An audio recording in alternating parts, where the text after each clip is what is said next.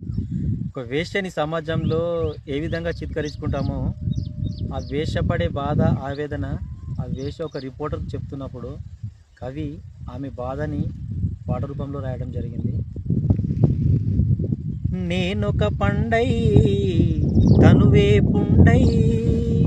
మగవాని గుప్పిట నలిగిన పువ్వై మృగాల వేటలోన లేడి పిల్లల వెలుగుతూ ఆరిపోయే అగ్గి పుల్లల ఒల్లంత జల్లెడైనా నిలువెల్ల కుల్లినా